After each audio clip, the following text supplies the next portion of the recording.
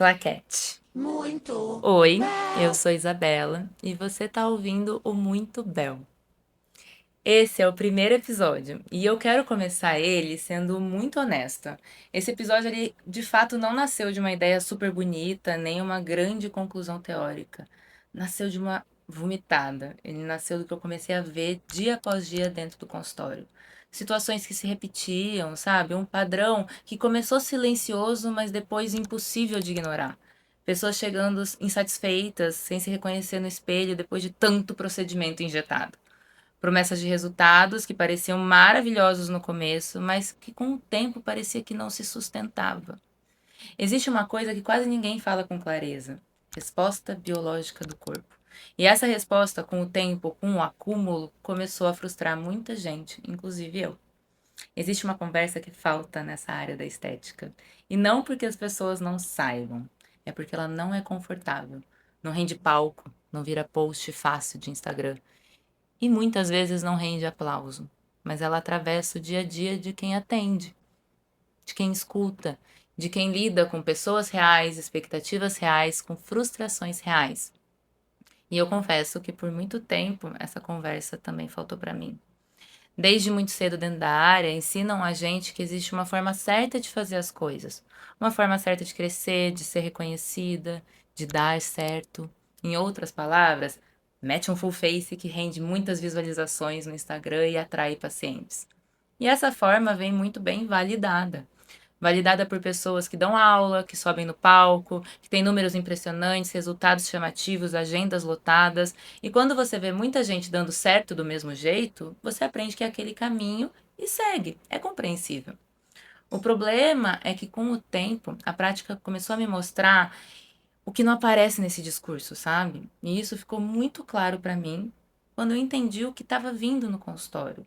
Não só pacientes super animados em se cuidar, mas umas pessoas confusas, uma galera insegura, pessoas que sentavam ali na minha frente e até demorava para falar, como se estivesse escolhendo muito bem as palavras. Em algum momento vinha a frase: putz, eu fiz esse procedimento, investi porque vi foto que deu certo, promessa, mas eu não me reconheço mais. Eu sorrio, eu não me vejo na foto, na vida. E isso não é algo leve, porque não é sobre vaidade, é sobre identidade. Não é sobre a técnica, sobre o protocolo, sobre acertar ou errar a camada de aplicação. É sobre alguém tentando se reencontrar no próprio rosto depois de algo que foi feito. E isso muda completamente o jeito que você escuta, sabe? Quando uma pessoa estranha o próprio rosto, a consequência nunca é só estética, ela é emocional. Mexe com a autoestima, com a forma que a pessoa se percebe no mundo. E enquanto isso, a gente finge não ver. Olha para os grandes ambientes da área, os congressos, os eventos, os encontros, o clima é outro. Quem frequenta sabe. É um ambiente intenso, muito bem produzido, cheio de estímulos, cheio de filmmaker, muita gente circulando, muita coisa acontecendo. E em muitos momentos parece que estar ali virou a finalidade do evento. Mostrar que foi, mostrar que participou, mostrar que fez parte, que fez a foto do look, que postou no Instagram. Ver corredores cheios, estandes disputados, uma movimentação muito grande que muitas vezes não vê com a mesma empolgação dentro da sala de aula. Ou entra numa palestra, né, para às vezes aprender uma coisa nova, uma técnica diferente, uma leitura clínica, uma observação que venha de prática, muita prática, e sai com uma aula de como se posicionar melhor, como crescer rápido, como dar certo. Não é sobre clínica, né? Acaba virando sobre modelo de sucesso, sobre performance. E eu preciso dizer com muita honestidade, isso começou a me desanimar demais. E não é porque eu não gosto de estar num congresso, enfim, muito pelo contrário, se eu pudesse estar em todos. Mas porque muitas vezes parece que o que sustenta a prática ficou em segundo plano. Você começa a perceber uma distância, sabe? Entre o que é apresentado como sucesso e o que de fato se sustenta na prática do dia a dia.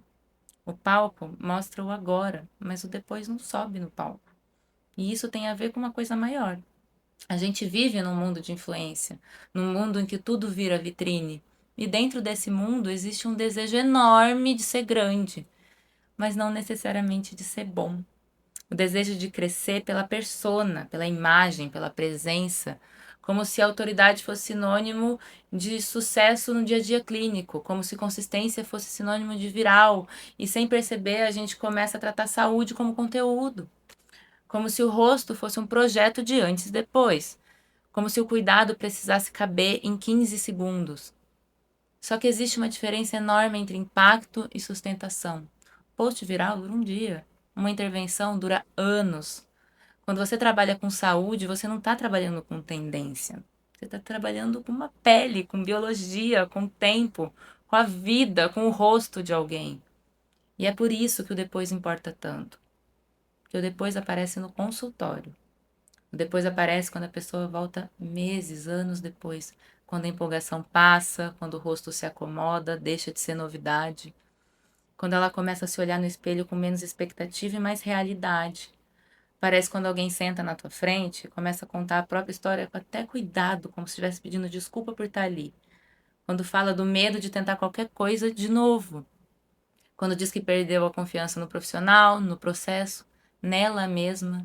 E isso não é uma exceção isolada, isso está acontecendo. E eu não estou falando isso para apontar culpado, nem para demonizar um procedimento. Muito menos para dizer que existe um jeito certo de trabalhar. Eu estou aqui para falar de consequência. Quando a gente trabalha com o rosto, a consequência nunca é só estética. Estranhar o próprio rosto não é superficial. Isso desorganiza, machuca. E muita gente subestima o tamanho disso.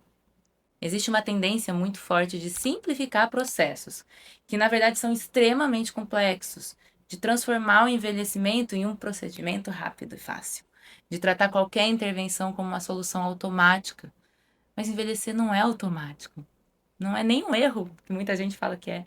É um processo que merece extremo respeito.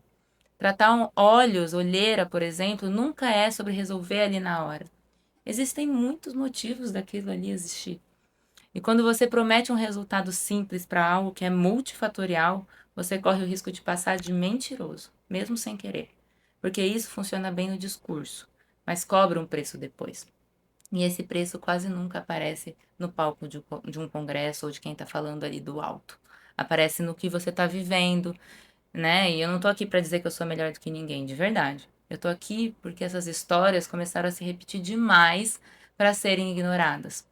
O ponto não é fazer menos ou fazer mais. O ponto é fazer com mais consciência, com mais escuta, com mais responsabilidade pelo que vem depois. E eu queria te deixar com uma pergunta.